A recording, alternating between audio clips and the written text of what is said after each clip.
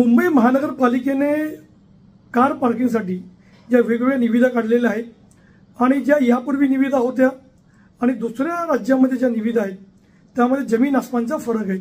माहिती अधिकाराचा वापर केला असता तर MMRDA आणि महापालिकेने जी आम्हाला माहिती दिलेली आहे, विशेष म्हणजे 513.41 कोटीचं ज्या निविदा काढलेल्या आहेत त्यामध्ये माटुंगा, फोर्ट आणि वर्ली अशा या जागांची निवड करण्यात आलेली आहे। दिल्लीमध्ये 7 ते 17 लाख रुपये असा प्रतिकार दर आहे, तर मुंबईमध्ये हाच दर 22 ते 40 लाख रुपये निश्चित करण्यात आलेले आहेत। आणि सर्वात महत्त्वाची बाब म्हणजे सर्वांमध्ये मूल उपकरणे उत्पादन भागीदार ही सोटेफिन नावाची कंपनी आहे, जी दिल्लीमध्ये सुद्धा काम करते, मुंबईमध्ये सुद्धा काम करते। अगर आपण पाहिलं की दिल्लीमध्ये जे GPR आहे तेथे प्रतिकार 7.6 लाख रुपये खर्च करण्यात आलेला आहे, तर जे सेंट्रल विस्टा जे केंद्र सरकारने बांधलेलं आहे तिथे 16.94 लाख रुपये हा प्रतिकार खर्च आलेला आहे। तर मुंबादेवी इथे जी निविदा यापूर्वी काढण्यात आली होती, जिथे आता संचालन सुरू आहे, तिथे 22.45 लाख रुपये हा प्रतिकार खर्च आहे।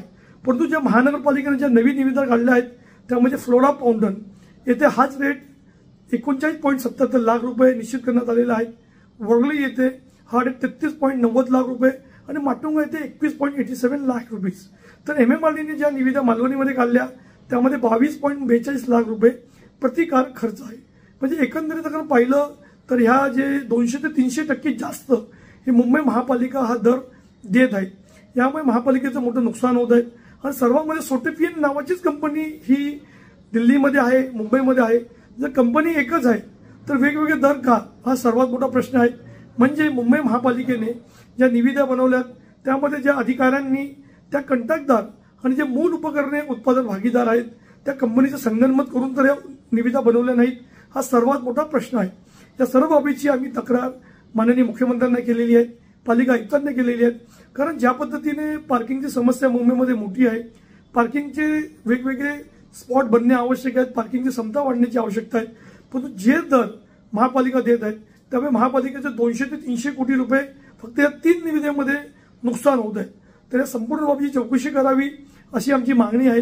तसेच ही जी सोटेफिन नावाची कंपनी आहे त्यांनी MMRDAमध्ये जी कागदपत्र दिलीत, पालिकेमध्ये दिली आणि दिल्लीमध्ये दिली, ही सर्व कारण छाननी केली तर निश्चितपणाने याच्यामध्ये काही कागदपत्र ही चुकीची किंवा बोगस सुद्धा आढळून येतील, यामध्ये आश्चर्य व्यक्त केलं जाऊ शकतं। तरी आमच्या सरकारकडे एवढीच मागणी आहे की आपण पार्किंगचे वेगवेगळी क्षमतांची गाड्यांची क्षमता वाढवावी, परंतु तो दर आहे हा दर दिल्लीप्रमाणेच अगर 7.6 लाख रुपये झाला तर निश्चितपणाने त्याचा फायदा मुंबई महापालिकेला होऊ शकतो।